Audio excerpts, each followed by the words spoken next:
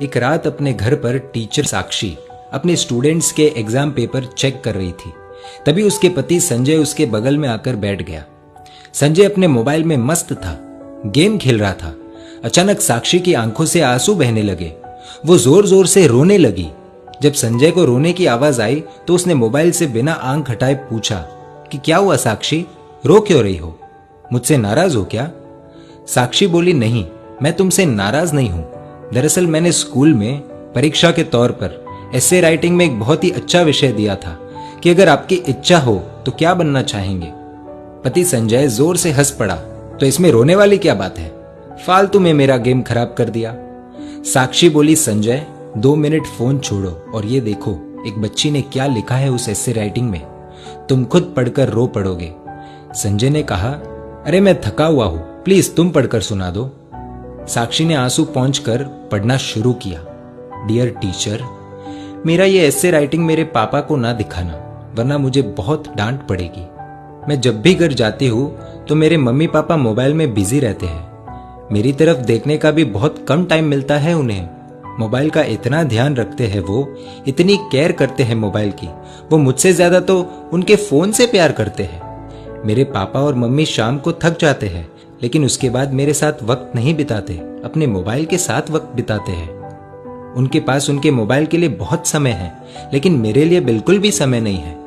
मैं 3 बार बुलाती हूँ तो मेरी आवाज उन्हें सुनाई नहीं देती और मोबाइल की हल्की सी रिंगटोन भी बज जाए तो अपना काम छोड़कर मोबाइल देखते हैं। मेरी इच्छा होती है कि मेरे मम्मी पापा मुझे अपने हाथों से खाना खिलाए, लेकिन खाना खाते वक्त भी उनके एक हाथ में मोबाइल ही रहता है। मैंने तो सुना था सुबह उठकर एक माँ अपने बच्चों को उठाती है, देखभाल करती है, लेकिन मेरी मम्मी सुबह उठते ही मोबाइल देखती है, मुझे कभी नहीं उठाती। मेरे पापा अपने मोबाइल में पूरे दिन फालतू वीडियोस देखते हैं, हर समय गेम खेलते रहते हैं, लेकिन अगर मैं उनके पास मेरा कोई काम लेकर जाऊं तो कहते हैं बेटा आई एम बिजी। इतना ही नहीं, अब मेरी मम्मी ने खुद के वीडियोस बनाने शुरू कर दिए हैं, इसीलिए कई बार रात में देर से सोती है तो सुबह देर से उठती है। और सुबह जब मेरा टिफिन तैयार नहीं रहता तो मुझे पैसे देकर कहती है कैंटीन में खा लेना। मेरे टिफिन से भी ज्यादा जरूरी मम्मी को उनका स्मार्टफोन है। हाँ, डॉटर्स डे के दिन दोनों मेरे साथ फोटो लेते हैं, और वो मेरे लिए नहीं, अपने अपने स्टेटस में डालने के लिए, जिससे दुनिया को पता चले कि वो भी ट्रेंड के साथ चल रहे हैं। वीडियो कॉलिंग पर अपने दोस्तों के साथ 1-1 घंटे तक बातें करते हैं, लेकिन जब मैं कोई कहानी सुनाने कहूँ तो कहते हैं बेटा इंटरनेट पर सुन लो।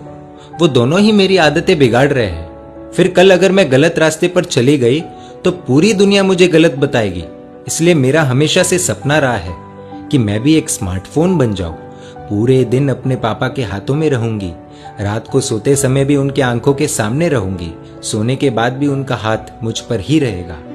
खाना तो नहीं मिलेगा, लेकिन हाँ, टाइम टू टाइम रिचार्ज होता रहेगा, मेरा पूरा ध्यान रखा जाएगा, मुझे खरोच भी नहीं आने देंगे।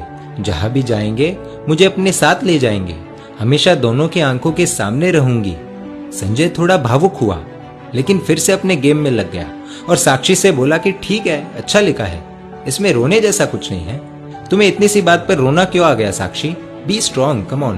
तो साक्षी ने कुछ ऐसा कह दिया कि खुद संजय भी अपने आप को संभाल नहीं पाया। साक्षी बोली कि संजय, ये ऐसे जिसने लिखा है वो अपनी ही बेटी है। दोनों के आंसू रुकने का नाम नहीं ले रहे। भागते हुए अपनी बेटी की बेडरूम में गए, देखा कि वो अपने मम्मी पापा की तस्वीर से लिपटकर सो रही है। ये दृश्य देखकर दोनों को रोना आ गया। साक्षी और संजय दोनों ने अपनी बेटी को नींद से जगाया। उसको उठाकर दोनों ने क्षमा मांगी, कहा कि बेटी, तुमने हमारी आंखें खोल दी, हमें माफ कर दो। अब से स्मार्टफोन नहीं, तुम हमारी आंखों के सामने रहोगी। पूरे परिवार के लिए बहुत ही भावुक पल था।